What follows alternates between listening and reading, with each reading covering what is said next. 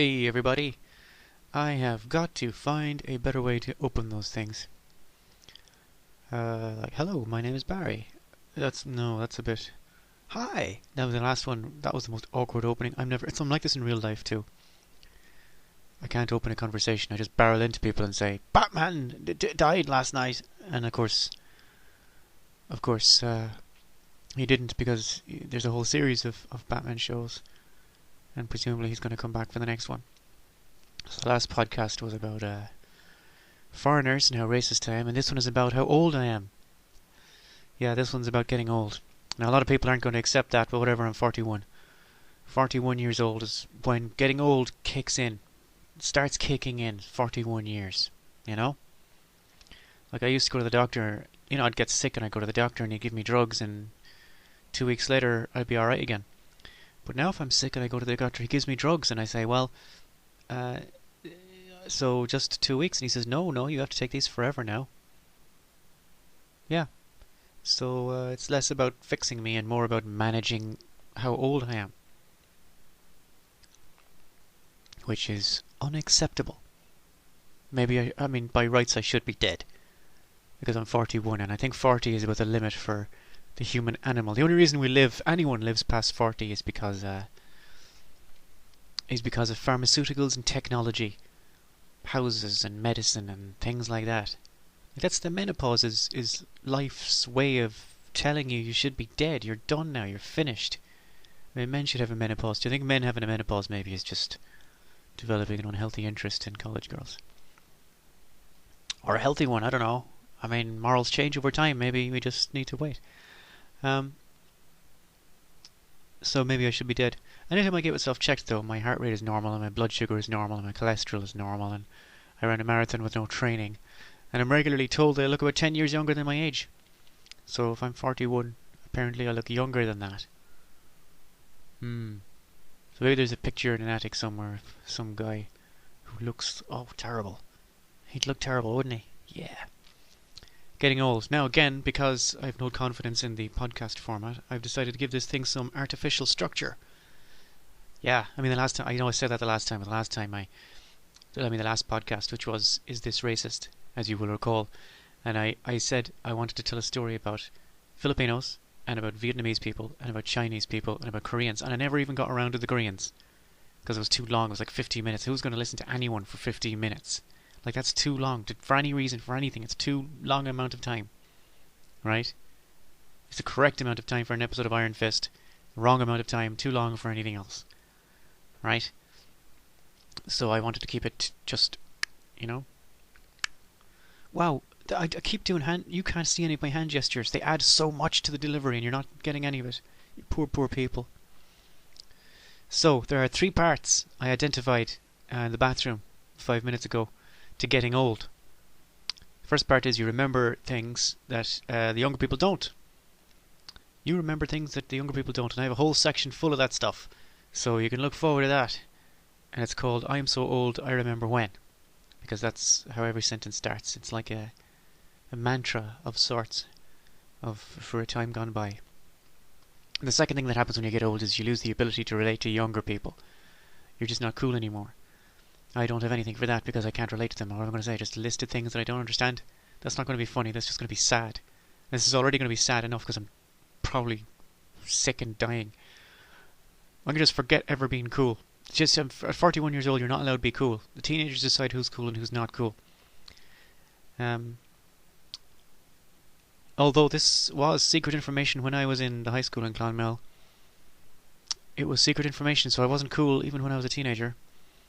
I managed to drive around it when I was in college. I mean, I wasn't cool, but I got around it by various ways, so cool people would associate with me and not feel like they'd come off the worst for the interaction. And then when I left college, it was secret information again. No idea what cool is or how to ever be cool or... I don't know. I mean, try to talk to young people, try to relate to them. I say, what kind of things do you like? And they say, I watch Poopy-Doo. Poopy-Doo is, as you will recall from the last podcast, he's a Norwegian guy on YouTube who is a Nazi. He hates Jews, and they don't like that on YouTube, so they threw him off and they let him back on again because it turned out he was just having a laugh. It's just all Jews must die. So apparently that's Poopy Doo. Poopy Doo's not his real name. Um, so that's that. But the young people love him. Man, he's got like millions of people just watching him rain hatred on Jews. So I try to say, well, surely that's not a good thing. The barely disguised anti-Semitism, that's not a good thing. And they're like, he's not a Nazi. I say, okay, he's not a Nazi. Hang on, sorry. That's my tea. Never from concentrate. Earl Grey. Hot. And the third thing that happens to you when you get old is you start falling apart. I mean, you start recognizing that things are just slowing down and everything's not going the way it should. Like, I don't know. There's... Like, I'm always afraid of going to the dentist. But I used to be afraid of going to the dentist because I was, oh no, it's going to hurt, he's going to drill my teeth. Now I'm afraid of the dentist because how much is it going to cost, right? That's a sign when the dentist-based fear goes from physical pain to financial pain. That's how you know you're getting too old. Yeah. And lots of other things are happening.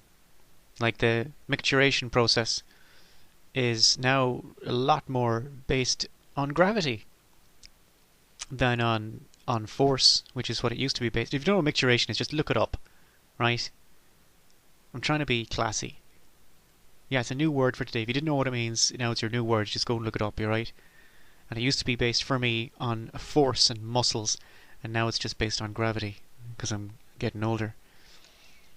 Yeah. So, I don't know. I wrote an article for the Irish Times 2 years now ago, I guess, about healthcare in America, which, as you might imagine,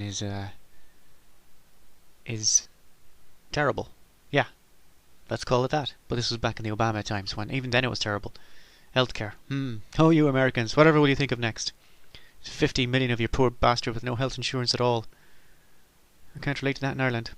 I tried to explain to them and they just don't get it. There's people sitting in wooden shacks up a tree in Cuba who have better health care than Americans. There was a friend of mine in California and her dad got severe chest pain.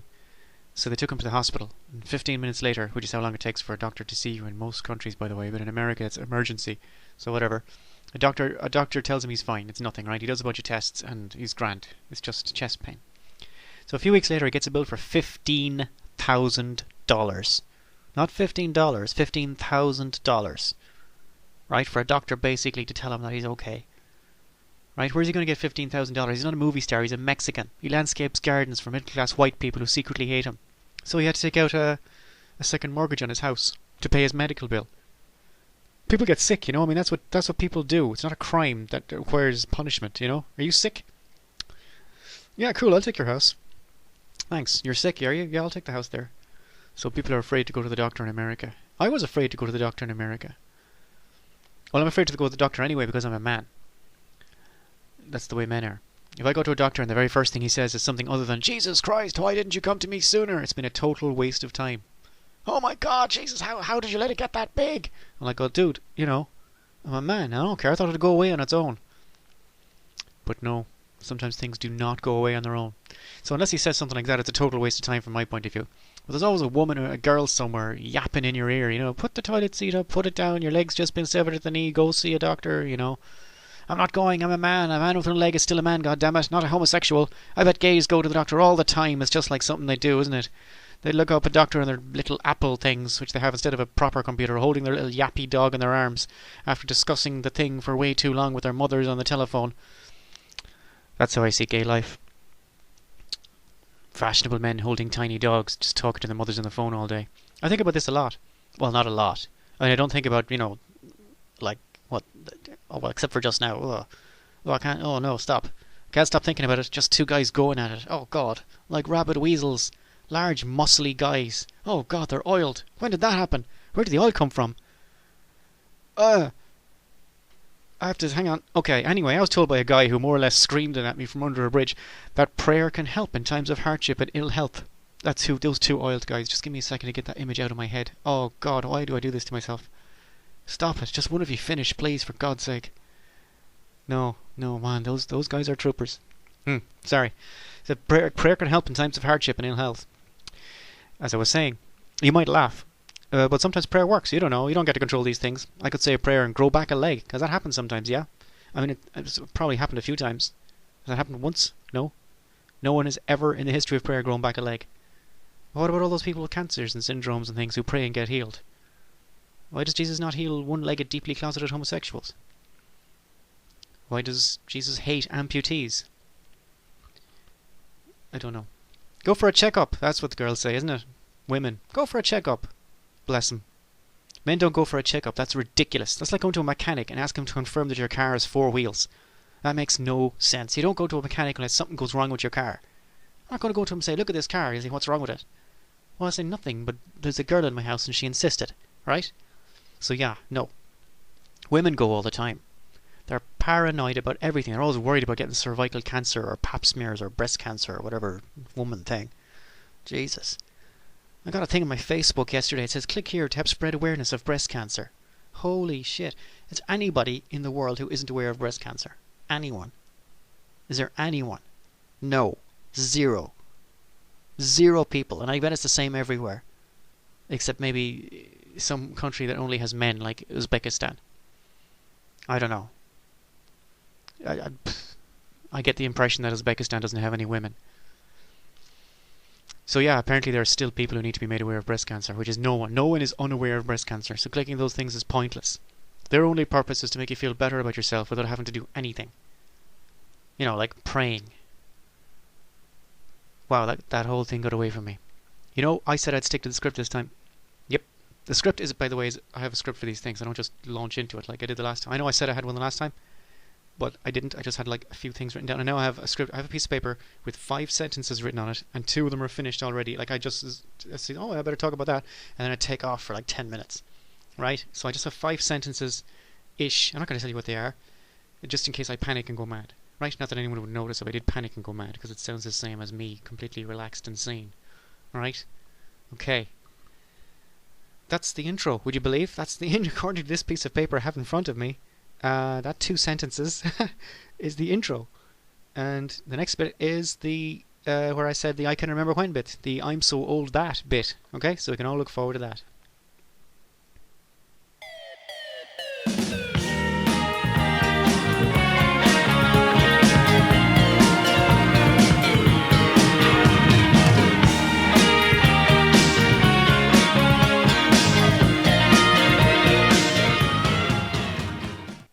Old, I'm so old, I'm so old, I'm so old, I'm so old, I'm so... Not as old as that tune. I'm old though. This is the I'm so old bit, which is a bunch of stuff that I have written down. So if it seems like it's if it seems, unlike this sentence, if it seems like it's prepared material, it's because it is. I'm so old, I remember when The Simpsons was funny. Yeah, controversial. Said I'd come in hot, you know? Come in a bit hot, why not? I can remember when Snickers was called Marathon, when milk came in glass bottles, and these bottles were delivered to our front door. Lucozade also came in glass bottles with orange crinkly wrap around them, and you could get it in hospitals if you were sick. Lucozade was like ersatz medicine. I remember that. You say that to the kids today. They used to give you Lucozade in hospital. Yep. You can still get drugs in hospital. They will give you what is essentially heroin. They call it diamorphine. Back then, Lucozade, in the 80s. Telephones had massive, clunky, rotary dials that made dialing 999 more effort than it was worth. And all lines were landlines. I'm so old you had to phone up the telephone company and ask for an email address, which I did. My email address is solo1temp at whatever. You'll see it it's on the little thing. But originally it was just solo1 at telecom.ie or whatever they had. And the lady said, oh, do you like Star Wars? Assuming that it was supposed to be like Han Solo, I suppose. But I really just said Solo because I was on my own in the house at the time. So that's that mystery solved. That's that nut cracked. And something happened to my account. My Aircom account. My telecom account turned into my Aircom account. and then something happened. And I used a Gmail account as a temporary account while I was waiting for the Aerocom one to come back, and I called that Solo One Temp. And ironically, that has become my permanent email address. Rare correct use of the word ironically. Modems used to make bleeping and hissing noises. I know everyone says this, but I'm saying it now also. I'm so old, I take photos on a camera. Yeah, picture that. Television didn't start until noon. There were only 2 channels, and sometimes they just sort of stop. Blank, nothing. And then they would, after this nothing, when apparently technicians were scrambling to get the thing back on the air, the weird video for Kraftwerk's Autobahn would come on. Now I could have dreamt this, but I don't think I did.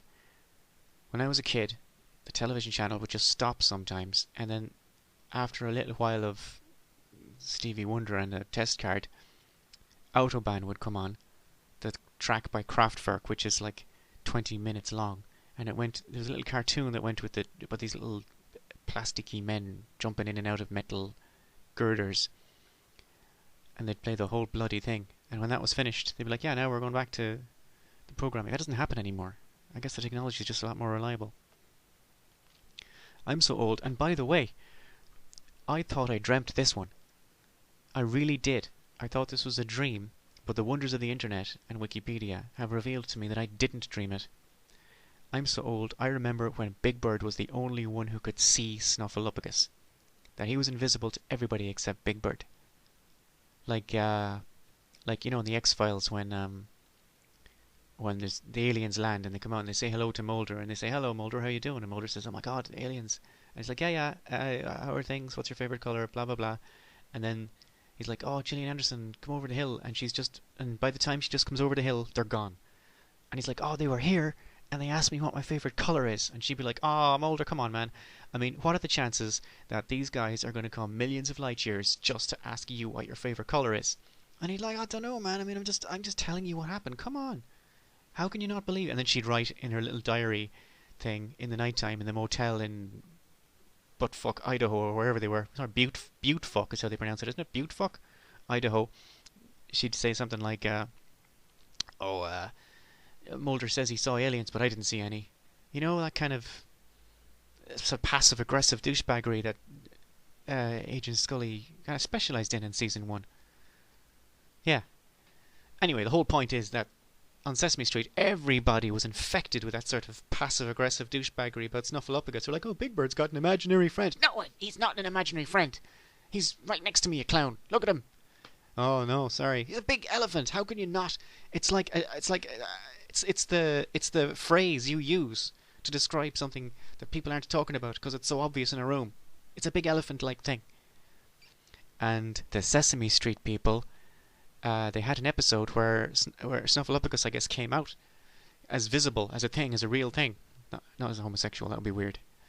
Or no, it wouldn't be weird. I mean, whatever is not going to get me in trouble. Whatever's going to get me the least amount of trouble. I know it sounds like I talk about gays a lot, but you haven't heard my Jewish material. That's for another podcast. So yeah, that happened. But in Sesame Street, they had to change it because they figured that they didn't want to encourage a thing where children might not be believed if something unpleasant was happening, which I guess is a genuine concern, and they were correct to do that. When I was a kid, playing in the snow sounded like a fun idea until you went and played in the snow, and then you came back in and your fingers hurt when they were warming up. That was not fun. And then it would snow again. You'd be like, hey, let's go play in the snow. Why? It's a complete mess. I don't like playing in the snow. But when you're a kid, you think it's great because kids, I guess, are stupid. And when you're a kid, Christmas is fun. Yeah, instead of the unnecessary matrix of social, political, and economic expectations it is now when you're grown up. Holy hell, man. Could we not just delete Christmas and get rid of it? Oh, it's nice to get... I can give you presents anytime you want, bitch. Like, not... Yeah, anyone in particular, just... Whoever's saying that. You're the bitch in this scenario. Yeah. When I was a kid, birthday parties meant running around in circles with tiny paper cups of Fanta. They weren't paper. I have it written down paper here, but they were actually little plasticky cups. With tiny paper cups of Fanta, but were actually plastic.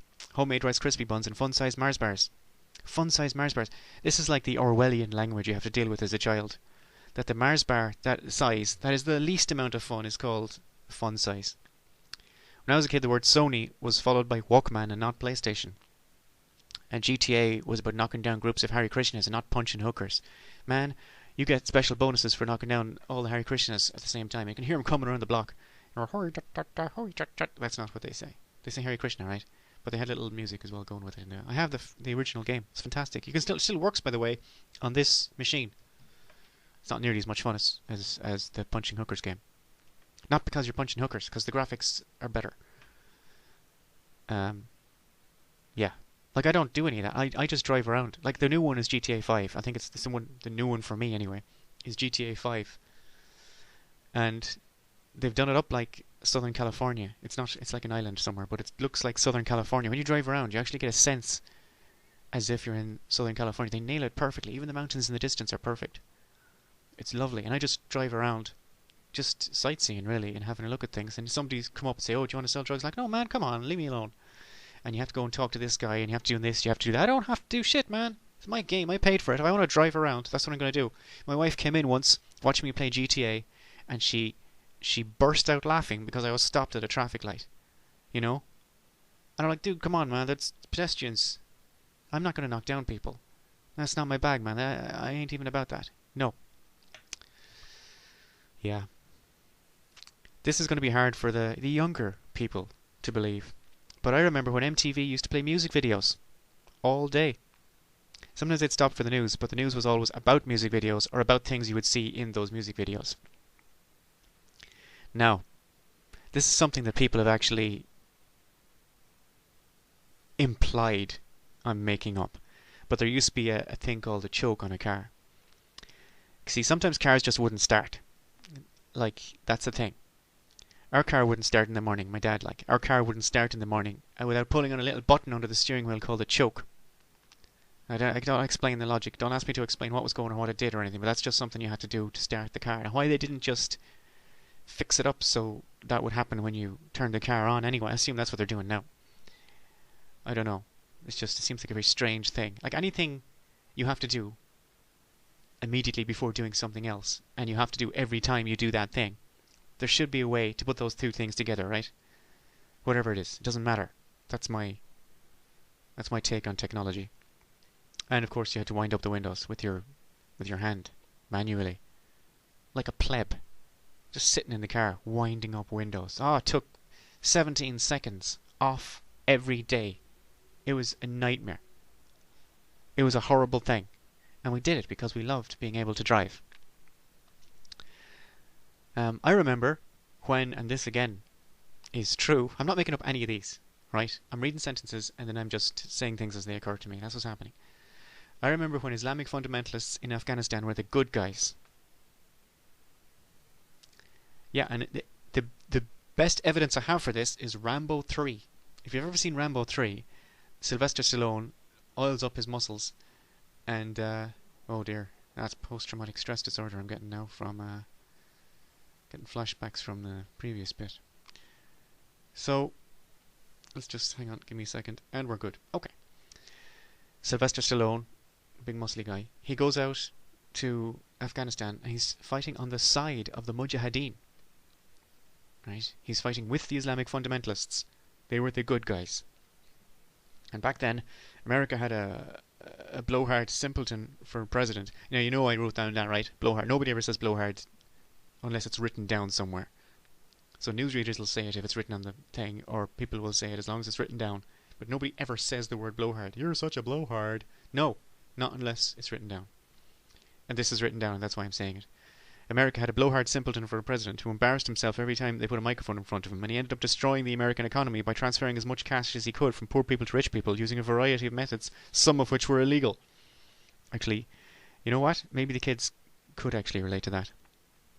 The capital of China was Peking and not Beijing. The guy in charge of China years ago was Mao Zedong and not Mao Zedong. The cities in India were called Madras and Bombay and not Chennai and Mumbai. And the city in Russia was Leningrad and not St. Petersburg.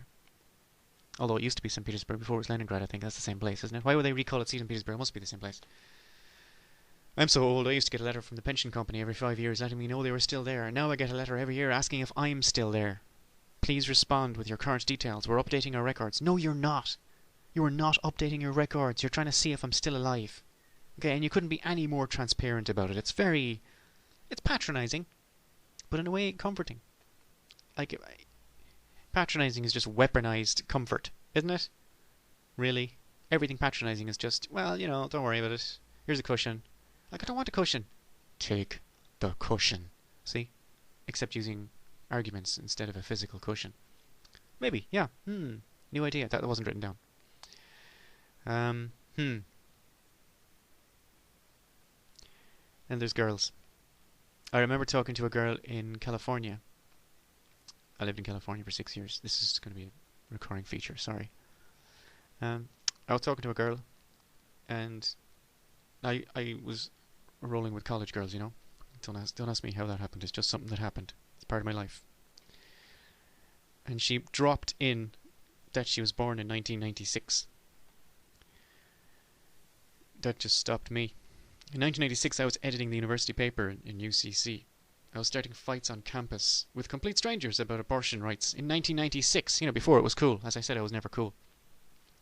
And in 1996, girls like this, because she's, hot, girls like this were crossing the road to avoid me. But somehow, in the intervening 18 years or whatever, now you want to be all over me. Yeah? No. She was hot and not a complete idiot. So we're getting along. And then she said 1996.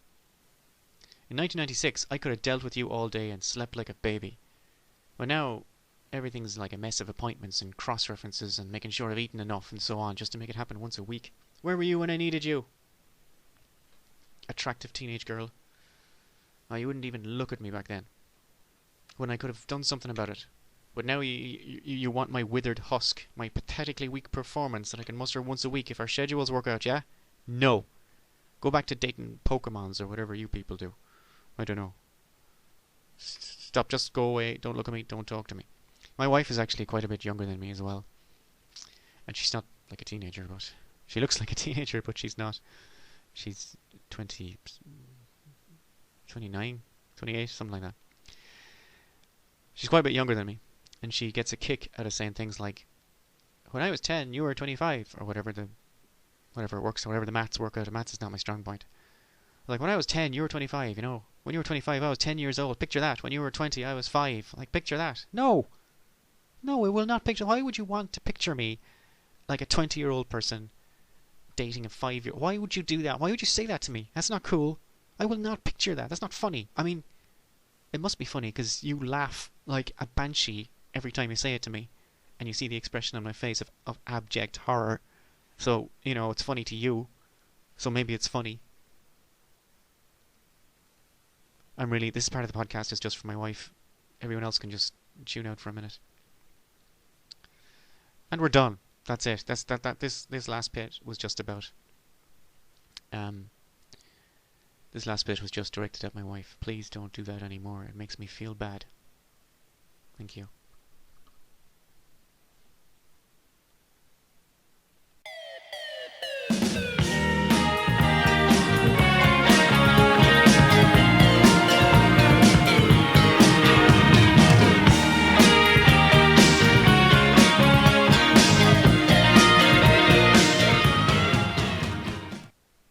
Every now and then I fall apart, and I just feel old. I am not keen on going to the doctor. Even if I have an appointment, I will cancel it. No, I won't. I'll try to cancel it. But then, what am I going to do? Ring up and tell them I can't come because I'm sick? That is not going to work with the doctor. No, not this time. However, I have started a pretty impressive collection of conditions, I suppose. And what they all share is that they cause excruciating pain, extremely inconvenient, but they don't do any actual damage, so there's no incentive to fix them in the long term. An example would be migraines. Yeah, I get horrible migraines. Drum practice in my head, just bamada bamada bamada bamada bamada, with your heartbeat. every time. Bang, bang, bang. For days, just this horrible, throbbing crap. It's so bad it blocks out one whole half of your body. Like half your field of vision is just gone. I mean, you still see things, but you don't register them. It's just like a blur. There's so much pain. It doesn't happen very often for me. And when it does, just, man, you have to stop. Your whole body just stops. Now, mostly, in most people, sometimes, of course, it means bad things. But in most people, migraines don't mean anything. They're just really bad headaches you get for no reason. 6 million years of evolution, and there's still migraines. Like, it doesn't make any sense. It doesn't mean there's something else wrong with you. It just means you have a really bad headache and it'll go away in a little while.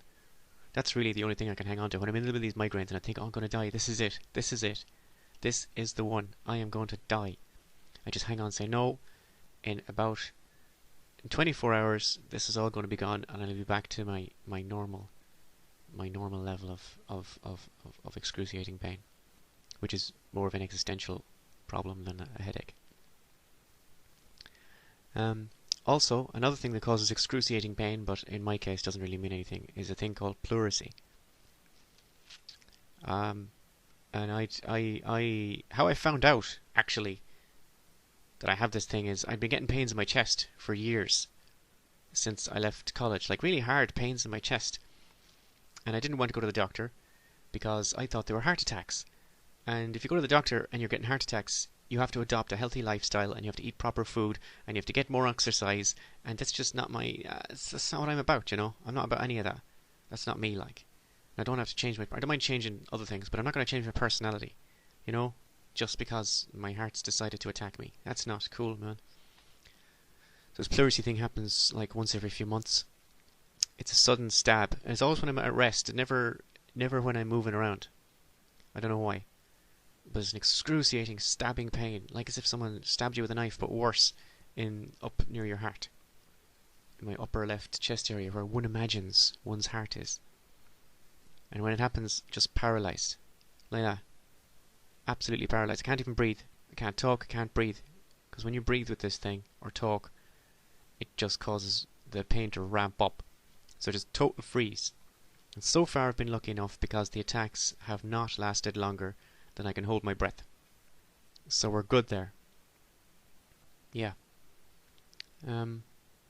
In 2007, I decided to do something about it. And what tipped me over the edge was I was watching television, and American Idol came on. And of course, naturally, I reached for the remote to turn it off. And this thing hit me like a spiky, violent brick. Oh, it was horrible. The pain was bad enough, but I had to sit trying not to inhale through 10 minutes of revolting, badly covered pop songs by a collection of dignity-free fame whores. So that's what tipped me over the edge. I went to the doctor and I explained everything. I told him about the stage lighting and the generic backing track and the horrible abuse of judges and the stupid sound design and the garish sets and the whole problem I had with the idea of celebrating the humiliation of the mentally unwell, usually. I mean, the whole country tunes in to see people's delusional hopes and dreams crashing to the ground, and they cheer it on. You know? That's kind of disgusting. So he told me I had pleurisy. That's the problem there, he said. Pleurisy. Pleurisy used to be serious business, you know? Like, you'd get it if you were going to die of tuberculosis or pneumonia. And nobody dies of tuberculosis anymore. Or maybe they do it in countries where they don't know how to apply antibiotics properly.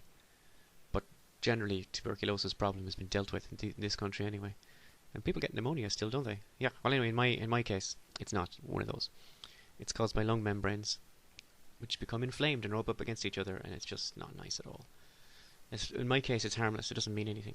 He said they could do surgery to fix it, but it's just a small thing. That you're just better off putting up with the pain every so often, because surgery comes with its own risks.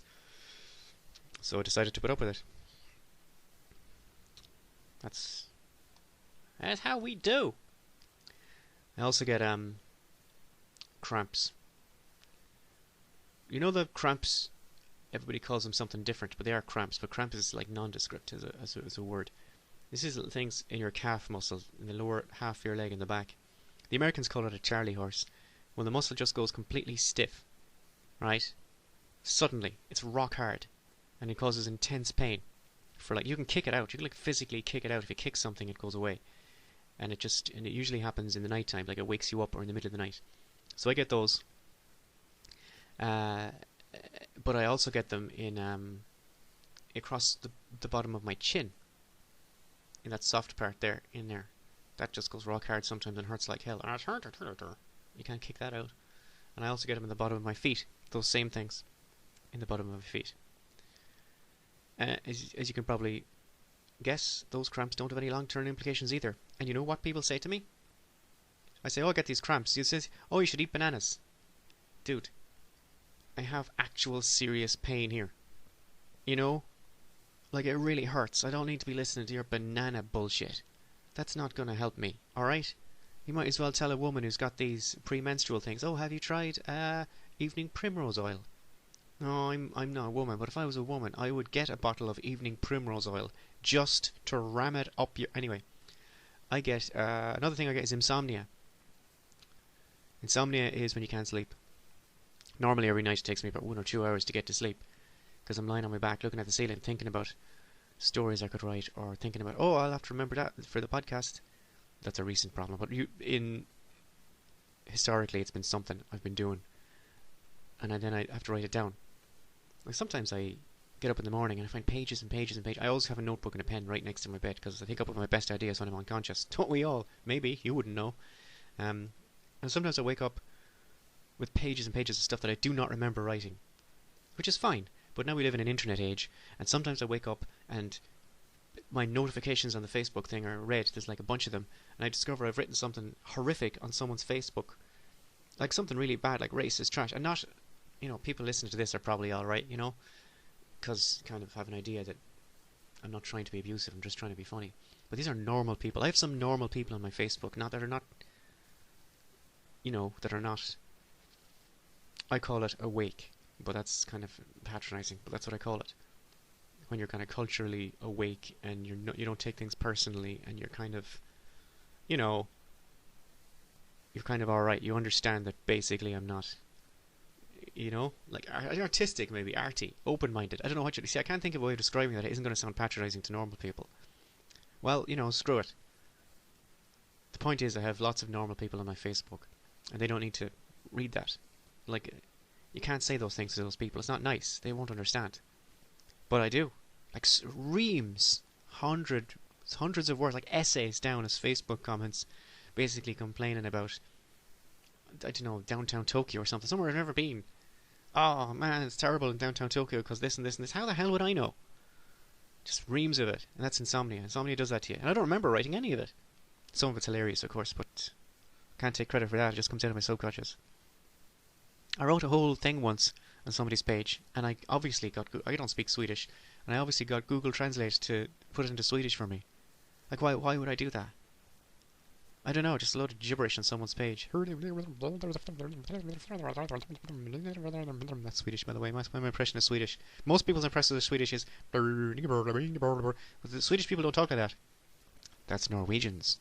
Swedish people are sort of more... like that. I know, because I watch Ingmar Bergman movies. You should as well. Well, should. Can if you like. Who cares? Insomnia has been a problem. Yeah, it's been following me around. I had it in America. In America, I tried a number of different things to get me to sleep. One thing that, because I was living with Asian girls for so long, and Buddhists, you know, they were Buddhists. They said, hey, have you tried meditation? And I can't think of anything more useless even than, whoop, have a banana. It's just worse than bananas. It's worse than evening primrose oil. It's meditation. Have you tried meditation? Okay, I'll try it. What do? Just sit down here and clear your mind of all thoughts. Wait, whoa! What? Clear my mind of all thoughts? No. I need my thoughts to think things. I'm not clearing my mind. What kind of a person... Why would anyone want to clear your mind of all thoughts? Like, that's like something you say to somebody before you electrocute them as a sort of a humane punishment in a science fiction movie. Yeah? Oh, he got accused of having a baby, and in this world you're not allowed to have babies, so we have to kill them, but we're not monsters. So just relax, clear your mind of all thoughts. Hold this metal thing. No, never clear your mind of all thoughts. It's a trick question, right? Man, I tried it though, because I'll try anything. Well, not anything. No, not anything. Like, I'm not going to try jumping off a cliff onto a big spike. Oh, how do you know unless you've tried it? Well, that's an idiotic thing to say. So, meditation doesn't work for me. It drives me into a homicidal rage. It makes me want to kill people. And I like to think I'm a fairly easygoing person. But a lot of it is context. As Louis C.K. said, I like to think I'm a nice person, but a lot of it's context. I like to think I'm an easygoing person, but I'm obviously not. I'm on a very low trigger flashpoint level. Just waiting for something to happen. I'm constantly waiting for shit to hit the fan, and utterly prepared, by the way, when it does. Because the previous 6 months of my life has been just coiled tension, waiting for shit to kick off. So when it does, I'm like, okay, now I'm in my element. Now I am ready. This is my time. So meditation, no. I couldn't do it. I had a Buddhist healer, and she said to me, the reason it wouldn't work, she said, is because you have bad spirit energy. And I was like, I know. Bad spirit energy is like the name of the band that's continually playing in my head. And now, ladies and gentlemen, bad spirit energy! I don't know why they're EDM. They should be a rock band, shouldn't they? But bad spirit, that kind of thing, constantly in my head. Bad spirit energy, and I'm okay with that because I've channeled it into a variety of what I would regard as productive things, and that's okay. But she said, "Oh, I can't. The meditation is not going to work because of your bad spirit energy." I should be deeply suspicious of any cure or any help, really, you want to give somebody that's dependent on their attitude. Imagine if you went into the doctors and say, oh, I have bronchitis. Here, take these antibiotics for 2 weeks. And you come back and you say they didn't work. Oh, is this because, that's because you were sad on Tuesday. That doesn't make any sense. It's ridiculous. So the point is, meditation is for people who don't have any problems. Oh, meditation works great for me, man. It really fixed my blah, blah, blah. Yeah, that's great. I have no problem with meditation working for other people. I only have a problem with people who come to me and say, oh, this should work for you, and if it doesn't work, there's something wrong with you. Like, what the hell are you talking about? Oh, these antibiotics, they should have worked. If they don't work, there's something wrong with you. Ain't nothing wrong with me, man. Bad spirit energy, live all over Ireland. World tour of Ireland. So then I tried melatonin. And melatonin is one of these hormone things that's supposed to regulate your circadian rhythms and blah, blah, blah. It didn't work at all. So then I tried another thing called diphenhydramine. Diphenhydramine worked great. Diphenhydramine, by the way, it sounds like it's a speed or some street speed or something, but it's not. It's really harmless. And it doesn't even help you get to sleep. But what it does is, when you do get to sleep, it helps you stay asleep, right? So you don't wake up in the middle of the night. Like I usually wake up every hour on the hour, and when I take diphenhydramine, I can sleep right through the night. So it's harmless. You can't get addicted to it or anything. Like, it doesn't give you any buzz, and it's not. You don't feel anything happening. You just don't wake up for like 6-8 hours. It's magic, and you can't overdose on it. Not really. Well, so it says on the packet. So it's harmless, right? It's just called diphenhydramine, which makes it sound important. So I went to Sam Macaulay's in Clonmel there. I'm not going to tell you which one. There's 3 Sam Macaulay's in Clonmel. There's one in... This is all local specific material, guys. So if you're listening to this from Los Angeles, just pretend like it's relevant. There's one Sam Macaulay's in the Poppy Field. There's one in the Showgrounds shopping centre, which used to be the actual Showgrounds. And there's one in the Dunn stores down on Davis Road. And I'm not going to tell you which one I went in. You can guess. That's a little game for you to play. So I went into this and I went straight up to the desk and I said to the girl, I said, I'd like some diphenhydramine, please. And she went and got some, but she got, it was with paracetamol, it was like a Panadol, little purple Panadol nighttime things. And it had diphenhydramine in it. And she said, here it is with paracetamol for the pain. And I said, I don't need the painkiller, I just need the diphenhydramine. I use it to get to sleep. And she said, well, diphenhydramine wouldn't be a sleep aid, it's more of an antihistamine. So she went off and got something else, and she said, try this. This has chlorphenamine in it instead. It's great for allergies, and there's no paracetamol in it. And I said, yeah, no, I get that. I'm not looking for an antihistamine. I said, the diphenhydramine actually works for me. I got it all the time in America in little bottles. I can just buy it in little bottles. And she said, well, in Ireland you can't get it separately. She said, you can only get it with paracetamol. Right? And I said, well, like, quick thinking, I said, how about I hit myself, with a hammer before taking one of these? Would that work? And nothing. The pharmacist just total blank. Nothing. She said, well, all right. She just handed it to me, because who cares? It's only paracetamol and diphenhydramine. She said, anyway, it's not a long-term solution. And I said, I know. That's why I've been using it as a series of short-term solutions. Anyway. Sometimes it's an uphill struggle, isn't it? Yeah. Trying to explain things to people. I was with my wife at the time, and she said I shouldn't have used the word diphenhydramine with an Irish pharmacist because they're going to assume that I'm some sort of a junkie or something.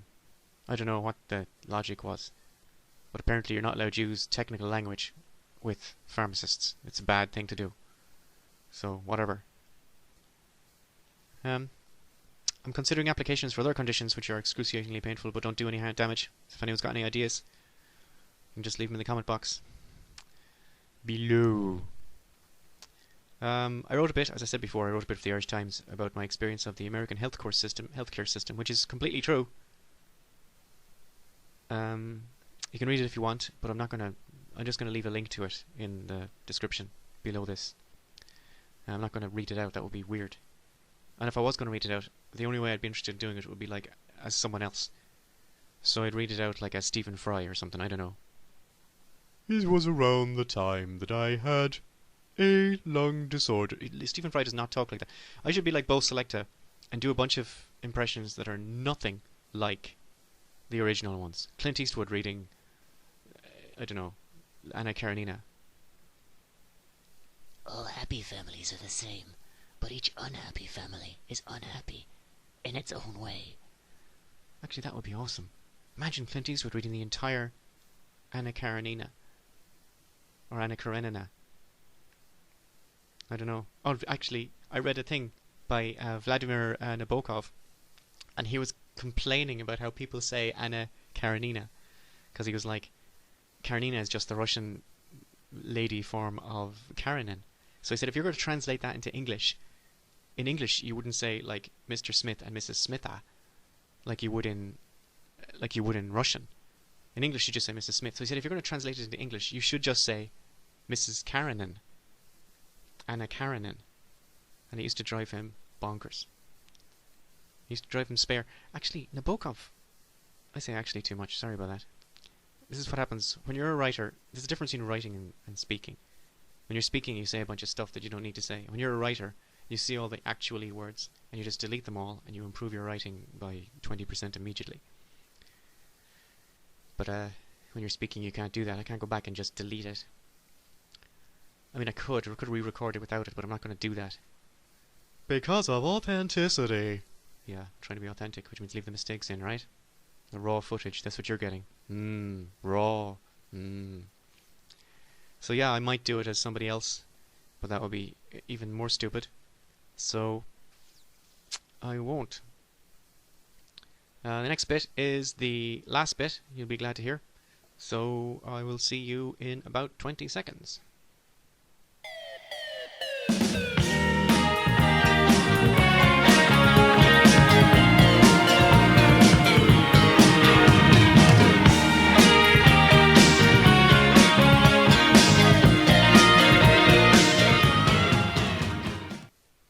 In the last bit, I spoke about my Facebook habits. When I can't sleep, I type abuse onto people's Facebook pages. And I don't remember doing it, but I find it in the morning. And I'm not very proud of it, but I kind of am, but I'm not, but I kind of am. Like a small child who's just discovered that he has the power to poo. And he knows he shouldn't be proud of it because poo is bad. But on the other hand, he's like, yep, that's something I did. Most of us grow out of that, but some of us don't. Some of us don't.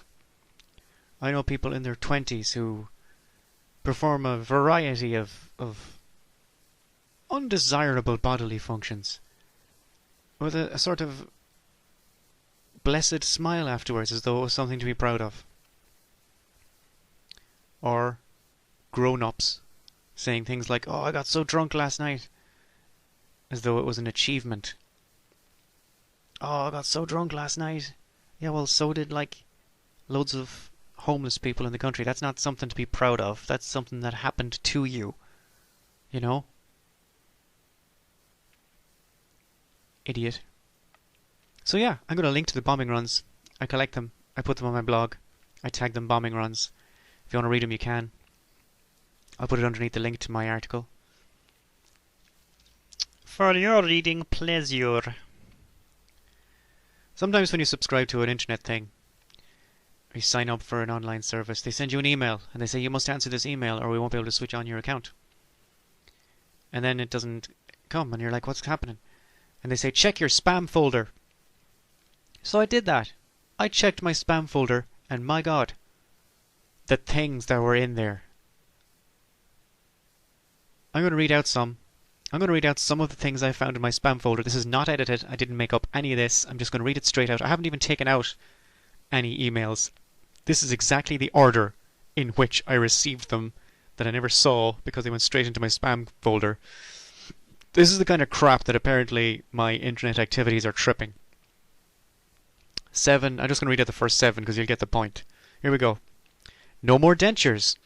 Solo 1 temp, don't let dental problems get in the way of daily life. Overactive bladder.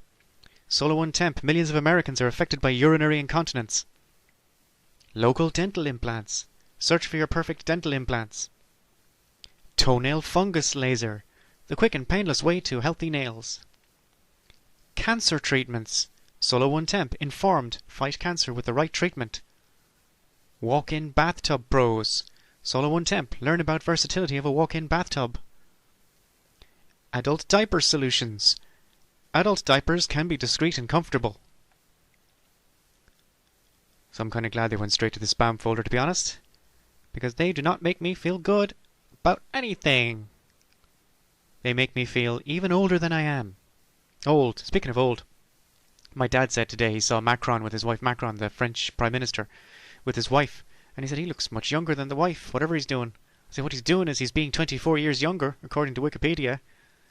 She's 24 years older than him. You don't see much of that, do you? I mean, it's great. Good for him. Well done. And it's because they're French, no one cares. No one's even mentioning it. I haven't seen anyone mention it. Because they're French. You expect a certain level of romantic oddness from the French, don't you? Like if some French president came out in the future with a 12-year-old wife, there'd be a bit of, isn't that pedophilia? No. No, he's French. That's what it is. It's fine. Well, not fine. I mean, people will say it's terrible. They'll say, that's terrible, isn't it? Have you seen that? But they're not going to do anything about it. Like they would with anyone else. They're going to be like, oh, it's terrible, but he is French. Yeah? He'll just come out with the 12-year-old wife. She's just standing there beside him. Smoking!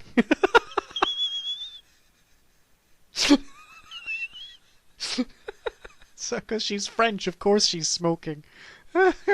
No, you're married to the French Prime Minister. If you didn't smoke before, you're smoking now. Start with the patches and work up, yeah? Oh, that's good. Sorry about that. That went off topic. I wanted to do a thing at the end of all these podcasts. Again, deeply optimistic. I try to be optimistic. I assume everything I do is the thing that's going to break me, I mean break me in the sense of make me famous, not break me in the sense of send me to the nuthouse. I think it's the thing that's going to make me famous. Someone, somewhere, some famous person is going to say, oh, well, this guy's funny, and he'll reblog it, and then people will actually read the stuff I do, and I might actually get paid for something. That's my constant belief. And over the last number of years, the last 4 years really, and maybe the last 20 years, I've had this belief, despite all the evidence, despite everything that keeps happening to me, despite the bone-crushing despair that keeps pushing against my heart and my brain. I still think the next thing I do is gonna propel me into some sort of situation where I get paid for my writing. I don't care. It could be this podcast. I still think that. I don't care. I know. That's just how I feel. Feelings. Nothing more than feelings. Dun, dun, dun, dun, dun, dun. Anyway. I wanted to answer your questions and comments. And I only had one. And a friend of mine called Kate Power asked about postmodernism. I think it's a friend of mine called Kate Power. I think it's the same Kate Power. Maybe it isn't. Because Kate Power, the one I know, spends a lot of her time drinking cocktails by the pool in Dubai. Hanging around beaches in Bali, Indonesia. And going to fancy horse races. Although I suppose all horse races are fancy, aren't they? I mean, that's tautological. Yeah, she wouldn't be into the street horse racing now. Oh no, there's street. That's sulky racing, isn't it? Now they should really ban that. That's a horrible thing to do to a horse. You know what? I'm going to start again. Forget all that. I can't. Oh, I wish I could edit. Here we go. I have a friend called Kate Power, and she's fantastic. She's just a lovely person, and she's great. And she asked me to talk about postmodernism, probably. But I can't get into it like now. I mean, I might do an entire podcast about it, but the challenge is making it funny, because postmodernist philosophy is not funny. It's the least amusing thing possibly in the world. It's about as funny as a child's funeral. And the people pushing it, people like Jacques Derrida and Martin Heidegger, who developed it and pushed it, they just have no sense of humor about themselves. They're utterly serious about everything, and it makes it very difficult to talk about it. No lightness of being whatsoever. And also, postmodernism is the death of meaning. Nothing means anything in postmodernism. And jokes, if you're going to joke about something, jokes have to have meaning, particularly ironic jokes, because irony means different to what you're expecting, and if there's no way to work out what you were expecting, then there's no way to be ironic about it. So it's going to be difficult. But I never not did something because it was difficult. I never not did something. Not did, hang on. I never didn't do, that's better, isn't it? Yeah, I never didn't do something because it was difficult. Grammar, difficult, not sure. So I might do it. I might actually do a whole thing about postmodernism. Not from the point of view of education, by the way, but from the point of view of talking about it in a funny way. Challenge accepted, Kate. Yes, I will do that. And I will make you listen to it. And obviously I have no way to check. There's no way for me to force you to listen to something I've done. That would be disturbing and possibly a police matter. But I'm going to make one of those at some point when I'm finished doing the ones that I've semi-scripted. Although 5 lines on a sheet of paper does not a script to make. When I finish doing those ones, I'm going to do one on postmodernism, and it will be funny. And if it's not, it's your fault. Also, subscribe to this thing. Yes, like it. Little thumbs up, whatever YouTube sign is, like it and subscribe. Why should I subscribe? Well, I don't know, just do it. Just how long? It doesn't cost you anything. Just subscribe to it, and it'll make me think that what I'm doing isn't a complete waste of time. Alright? It's validation. And validation is nice. Don't pretend like I'm not that cool that I don't have some sort of need for some sort of validation from someone. Alright? If you like it a lot, share it. Put it on your Twitter, your Facebook, whatever. Tell your friends. Alright? And if you don't like it, as I said before, tell everyone you know and complain as loudly as you can about it and explain all the problems you have with it. Because that will probably be better for me in the long run. Like, follow, share, connect, live, drink Coke. And I'm